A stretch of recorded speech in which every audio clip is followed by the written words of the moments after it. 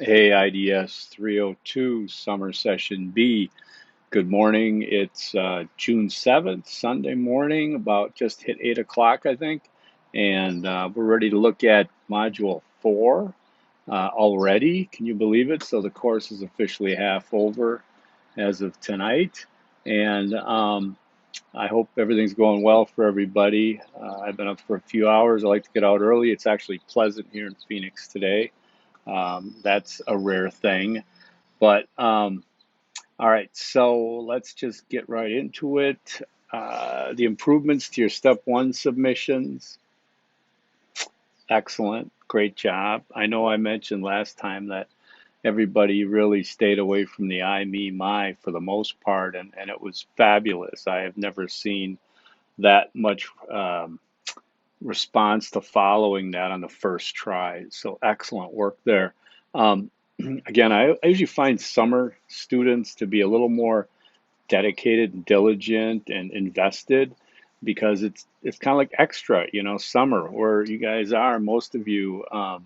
Summer's a beautiful time of year, and even though this year it's not that, not a lot to do, but still, so you're investing in it. I appreciate that.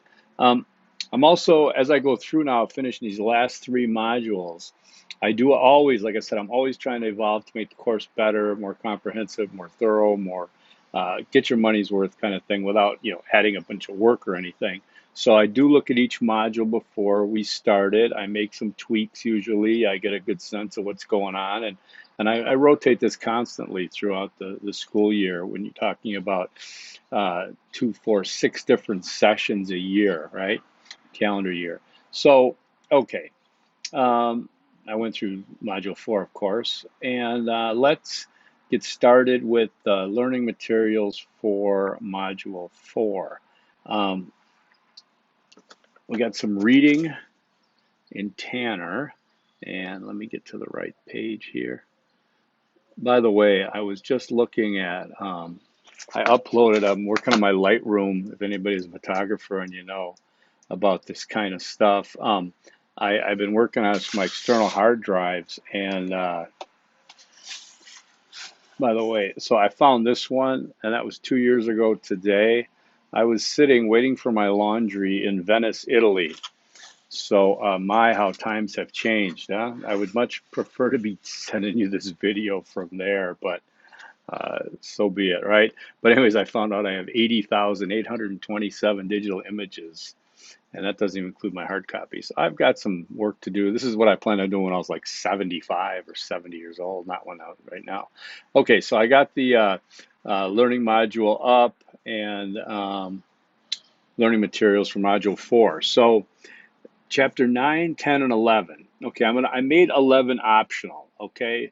It's going to help. If you have the text, look at it, okay? I'm just saying that it's not something that's completely, but it is important, and I'm going to jump to 11 right now just to give you a background why I'm not really focusing on it as much. It is constructing interdisciplinarity, and it's great, of course. It gets into a little more abstract terminology and talks about, in terms of metaphorical talk, which we'll get into, family life cycle, continuity, constructing your story.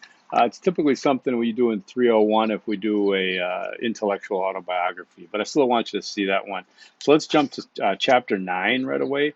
Important, describing interdisciplinary and integrative learners. This is going to be part of the work this week, so you really want to dig into this. And I highlighted Tanner saying it is my hope. Of course, he's using my, me, my in his textbook, which again is to make it more collegial and with you and connect with you. But I know I've discussed that. It is my hope that by the time you finish this textbook, you will see yourself as an interdisciplinarian and integrative learner, having an understanding of how powerful an interdisciplinary degree can be. Okay, so then he talks about speaking metaphorically. I just highlighted a few things here. Interdisciplinarians and in the field, we use a lot of metaphors as opposed to similes, which he talks about. A simile is too similar. Sly as a fox, free as a bird, two peas in a pod. Metaphors compare something concrete with something abstract. Okay, so as he gets into this, he talks about dead metaphors that have been cliches, like all walks of life, jack of all trades, I think is another one. Mixed metaphors are the result of applying two metaphors to one thing, resulting in confusing or illogical comparison. Example, wake up and smell the coffee on the wall. Yeah, that's, there's a lot of comedians that made a career out of doing those things. But the metaphors that we might use in interdisciplinary studies could be trail mix. Trail mix, that's more of a multidisciplinary metaphor. Okay, everything's mixed in there. A smoothie, though, that's more like interdisciplinarity, right? You got the blend and the integration of it, right? Okay. Another metaphor for disciplinary, interdisciplinary thinking by Julie Thompson Klein was territory, just the concept of territory. Of course, you can physically the territory of a university, but there is the territory that a academic field of knowledge stakes out for themselves. And this is where we get again to disciplines. Okay, don't have to capitalize the word discipline, but disciplines are individual silos of learning. There's another metaphor. Okay, they stake out their territory. They have their own sets of boundaries, and he makes a good point here that his background, he has degrees, he brought together interdisciplinary degrees in psychology and sociology, and he also has a graduate certificate in marriage and family therapy. And he says that although he's educated and have knowledge of each of these disciplines, it is unlikely that I would ever be accepted into a psychology department because psychology tends to protect their own territory. Okay, so that's an important concept to know. It's also, you would be unlikely to be accepted in a department of sociology because they protect it. And this is one of those things we run into as interdisciplinarians, that we're kind of, academic nomads. I like that one. I think that just gives me a good fuzzy feeling, huh? I don't like to be defined in a particular way and have these borders and that are closed off. Okay. Departments have a metaphorical "do not trespass" sign. Okay. And he uses more examples, like a bilingual person would be more of a multidisciplinarian, okay, because they're doing one language at a time, right? But it's important, he says, our society, I would argue, needs more interdisciplinarians. I think that's true, and we just have to look outside and look on the news to understand that the issues are complex and they can be polarizing, but they also can represent and result in progress in our society and civilization as a whole. Don't you think? Yeah, I do. Okay, so the interdisciplinary society, he talks about this, about our society is made up of specialists, okay? And specialists are good at one thing pretty much, but they know little, okay, they know a lot about a whole species of tree, but very little about how that tree operates in the forest as a whole. Interesting. This is good reading here, folks. You're an interdisciplinarian, you should get into this, all right?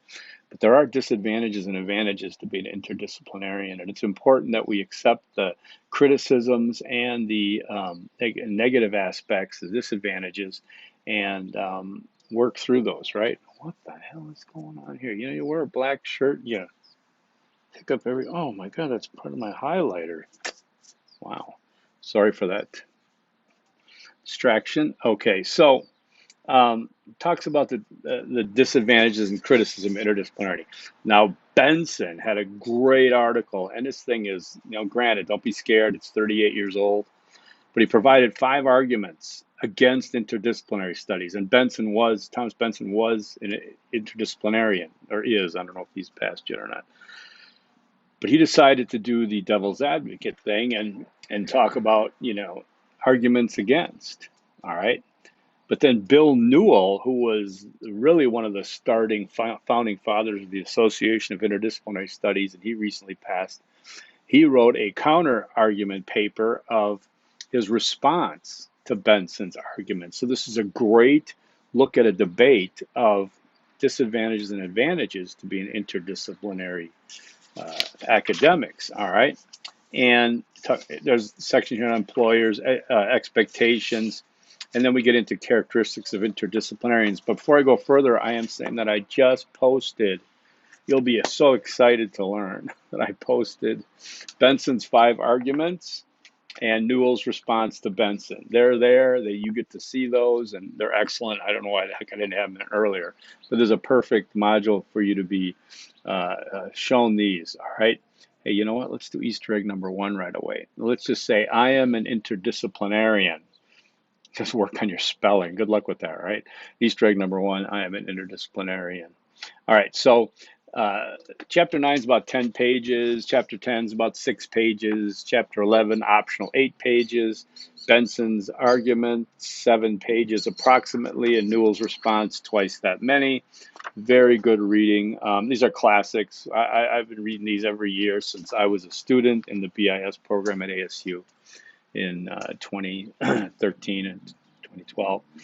All right, so you want to get into those. There's your readings. Very, very good stuff here today to prepare you for the advantages and criticisms that you're going to face in your field. All right, and how perhaps to navigate those. That's why it's especially important to see those 5 arguments against IDS, because you're gonna recognize some of those already, and then the response to Benson. All right, very important.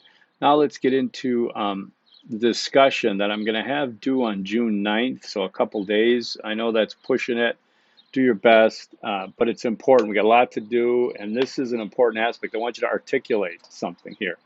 So referring to this module's readings, all right, okay, I'm going to change the due date to the 10th, to Wednesday, okay? All right.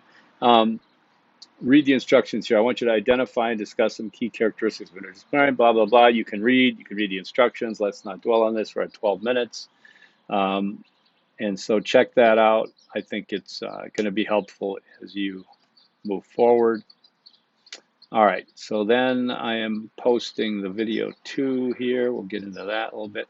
All right, so overall for module 4 here, primary data collection. This is where I'm talking about that research question that we have. We can start moving your research now and your focus into this question. You've got your big topic.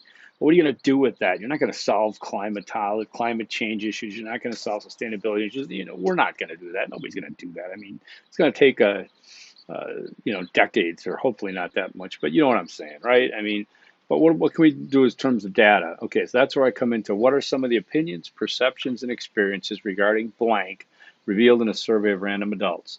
Read this part. There's nothing to submit here, but there will be, so get prepared. You're going to sign up for surveyplanet.com. Do not pay anything, okay? Just get your sign up there, browse around. I'm going to post a bonus video. I'm going to do bonus points involved with viewing this video, and you got to do it anyways, because otherwise your survey is going to suck and you're not going to do well.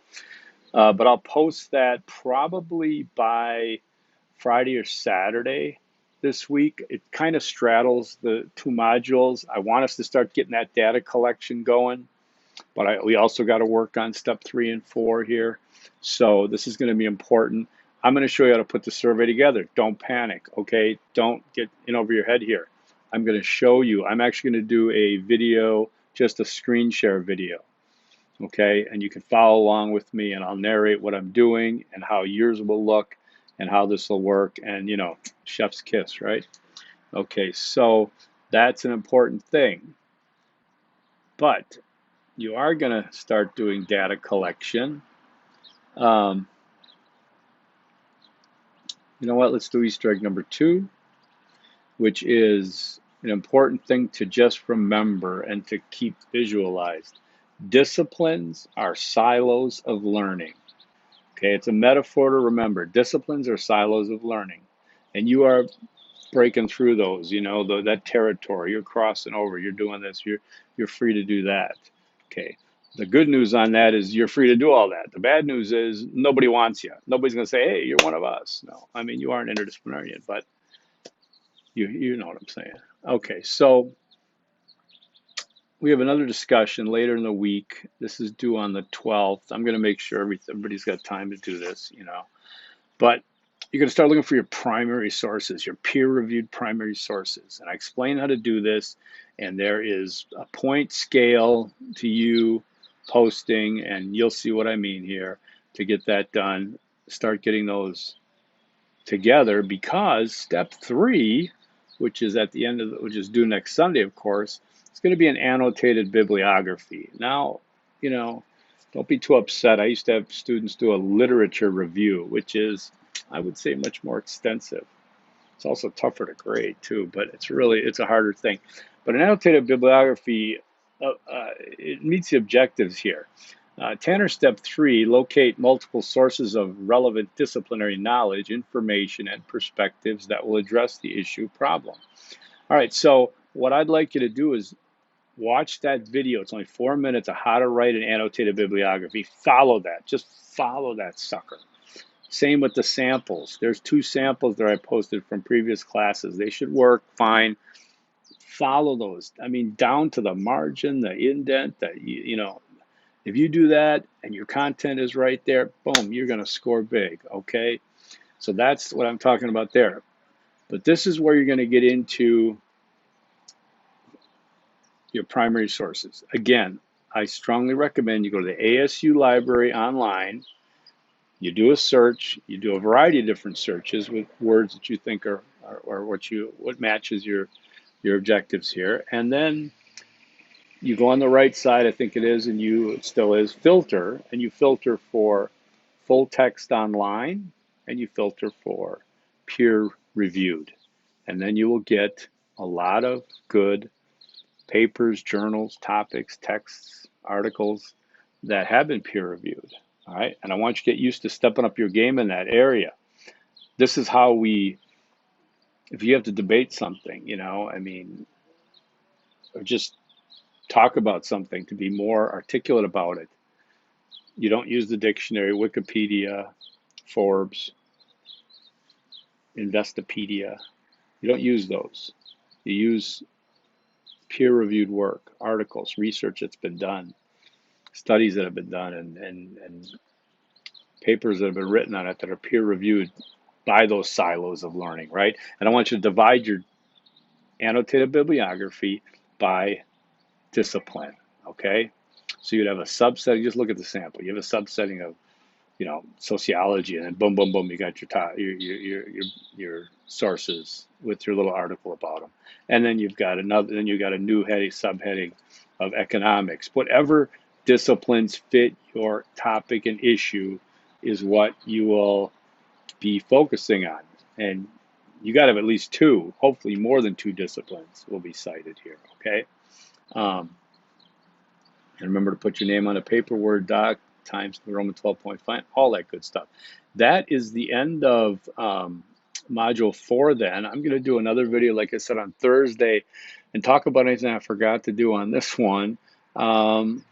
Mention any minor changes or anything like that. But like I said, I will do a bonus video on the survey. I'll talk more about the survey on video 2 for this module, just to get you prepared. But then, like I said, sign up for Survey Planet. This is the first time I'm using Survey Planet. I've been using SurveyMonkey. Their limitations got just a little too tough, and so I'm trying something different. It looks like a good site. So I'm going to build a survey right before your eyes. Okay. So how about that's it? The Easter egg number 3 is going to be follow the video and samples. And then I'm talking about that, how to write an annotated bibliography 4-minute video from YouTube. So Easter egg number 3, follow the video and samples. That's about it. Again, if anyone's spinning their wheels, if anyone has questions, comments, concerns, let me know. Set up a call, set up a Zoom with me. I wonder why I'm getting all this stuff on me. And we can talk. We've had some really good Zoom meetings this past week. I enjoyed it greatly, talking to you, meeting you, seeing you. It's like we're meeting on campus. So keep up the good work. I'm getting out of here before 20 minutes are up. Hope you have a great week. Tomorrow I'm heading south to Nogales just to see the border, just because I want to take a drive. So peace, forks up, have a good week.